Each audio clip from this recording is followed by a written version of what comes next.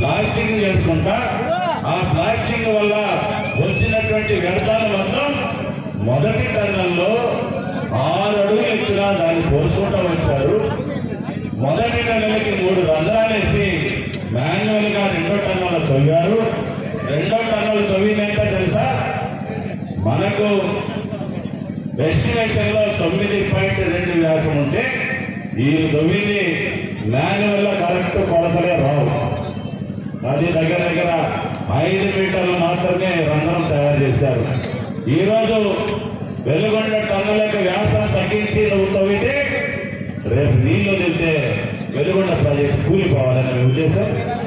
ఏమయ్యా, ఒక సైడ్ కాలువ కడితే మనం ఏం చేస్తాం అంటే ఒక ప్రొక్లైన్ ద్వారా ఒక సైడ్ కాలువ తీస్తే కాలువ అయిపోయినట్టేనా? సైడ్ కాలువ తీస్తే దానికి ఏమైనా కాంక్రీట్ వేయాల్సిన అవసరం లేదా? సైడ్ వాల్స్ సిమెంట్ వర్క్ చేయాల్సిన అవసరం లేదా? దానికి రింగులు తొడగాల్సిన అవసరం లేదా? దొంగ బొక్కలు చేసి ఈ కాంట్రాక్టులు డబ్బులు కొట్టి ఈ ప్రాంత రైతాంగాన్ని మళ్ళీ మోసం చేయాలని చూస్తున్నారు. కాబట్టి ఈ ప్రాంత రైతాంగ ప్రజలు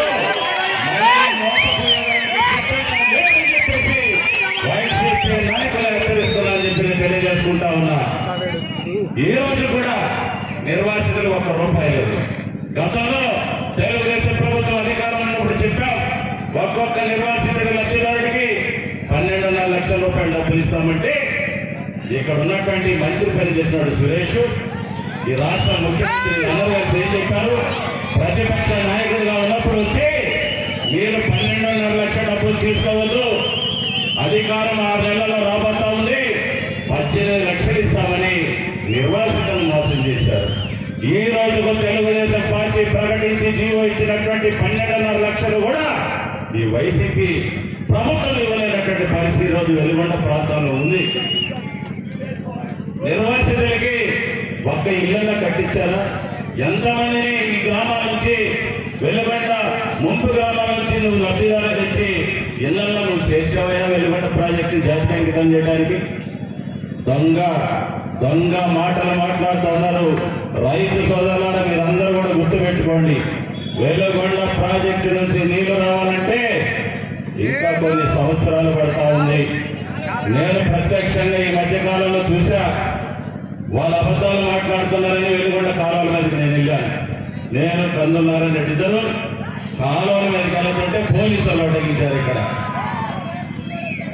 పోలీసు వాళ్ళు అడ్డగిస్తే మేము దొంగచాటు కాలువల మీద పోయి పరిశీలిస్తే సాధారణ వర్షానికి కూడా ఒక మామూలు వర్షం పడితే వెలుగొండ పరిధిలో ఉన్న కాలువలు కొట్టుకొని పోయి కడపరాజుపల్లె భూములు కూడా కోత పడిపోయిన పరిస్థితి మీకు తెలియదా, గుర్తు రాలేదని చెప్పేసి నేను అడుగుతా ఉన్నా. ఈరోజు ఎక్కడ కూడా సిమెంట్ వర్క్ జరిగినట్టు పరిస్థితి లేదు. కాలువల మీద ఉన్నటువంటి దగ్గర 20 బ్రిడ్జిలు కూడా ఈ రోజు అసంపూర్తిగా ఉన్నటువంటి పరిస్థితి. నీళ్ళు అంటిస్తావా నువ్వు? జాతికి అంకితం వెంట చేస్తావు నువ్వు? ఇలాంటి దొంగ మాటలు మాట్లాడుతున్నారు. రైతు సోదరులారా, మీరందరూ కూడా బీసీలో కూడా మనం రైతులు ఉన్నాం.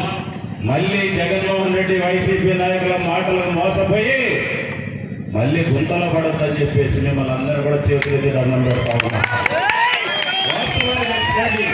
వెలుగొండ ప్రాజెక్టు పరిధిలో వాస్తవాలు ఏం జరుగుతుందో అక్కడ ఉన్నటువంటి ఆ ప్రజలను అడగండి, అక్కడ పనిచేసేటటువంటి మరి కూలీలు శ్రామికులు అందరూ కూడా అడగమని చెప్పేసి నేను చెప్తా ఉన్నా.